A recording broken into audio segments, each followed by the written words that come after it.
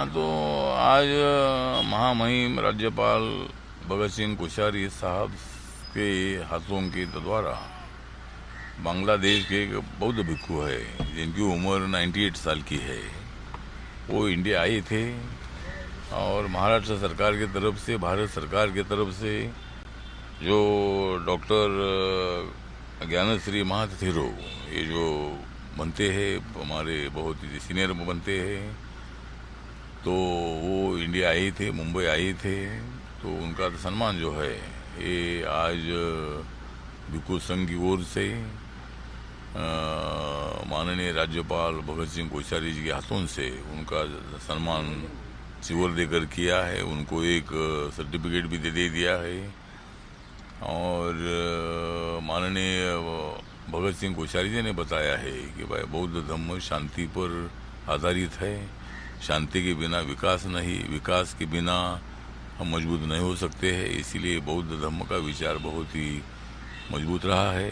बाबा साहब अम्बेडकर जी ने इसीलिए बौद्ध धर्म की दीक्षा ले ली थी और इसीलिए बौद्ध धर्म को मानने वाले लोग दुनिया में बहुत सारे हैं।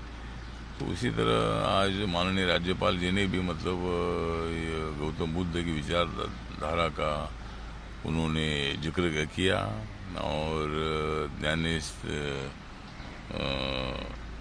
ज्ञानेश्वरी महाथिरो जो बनते जी है उनको उन्होंने हार्दिक बधाई दी।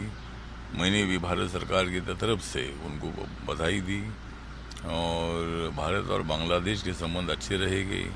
माननीय नरेंद्र मोदी जी की सरकार जो है, सरकार बांग्लादेश के साथ हमेशा रही है। बांग्लादेश को पूरी मदद करने का काम भारत सरकार ने बहुत बार किया है और माननीय राज्यपाल जी ने भी भारत और बांग्लादेश के संबंध और भी दृढ़ हो जाएंगे, इसी तरह का विश्वास व्यक्त किया है। तो आज हम लोग यहाँ गवर्नर हाउस में आज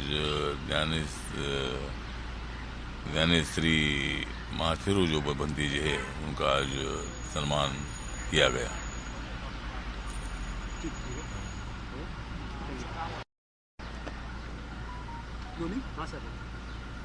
हाँ, जो अग्निपथ की जो स्कीम बनाई गई, माननीय राजनाथ सिंह जी ने तीनों डिफेंस के जो प्रमुख है उनके साथ बातचीत की और देश के बेरोजगार नौजवानों को कोई न कोई तो आधार देना चाहिए, उनको नौकरी मिलनी चाहिए।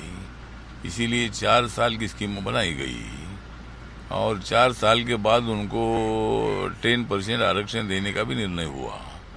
30 साल की उम्र तक मतलब उनकी रिक्रूटमेंट हो सकती है और जो अग्निपथ के स्कीम में जो अग्निवीर है उनको 4 साल के बाद मतलब 10% आरक्षण के माध्यम से उनको नौकरी में मिलेगी। इसीलिए ये स्कीम बहुत बड़ी सोच कर बनाई थी, लेकिन नौजवानों का जो आक्रोश है, आक्रोश इतना बढ़ेगा ऐसा कोई सरकार के ध्यान में आया नहीं। सरकार ने उनके फायदे के लिए स्कीम बनाई है। माननीय नरेंद्र मोदी जी ने लाखों नौजवानों को नौकरी देने के संबंध में निर्णय ले लिया है और इसीलिए लेकिन उनकी गलतफहमी हो गई और वो बहुत सारे नौजवान रास्ते में आ गए हैं। उनको हमारा निवेदन है कि आप शांति रखें, संवाद से कोई ना कोई तो मार्ग निकल सकता है, बातचीत से कोई ना कोई तो मार्ग निकल सकता है। इस स्कीम में और भी बदल क्या कर सकते हैं इसके बारे में भी सरकार विचार कर सकती है, लेकिन हिंसक आंदोलन होना अच्छी बात नहीं है, आग लगाना अच्छी बात नहीं है।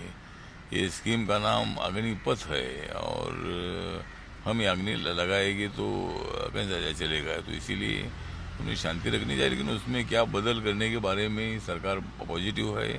सरकार जरूर संवाद से, चर्चा से कोई ना कोई तो मार्ग निकालेगी, लेकिन आंदोलन शांति से होना चाहिए और नौजवानों ने इस स्कीम को समझ कर लेने की आवश्यकता है।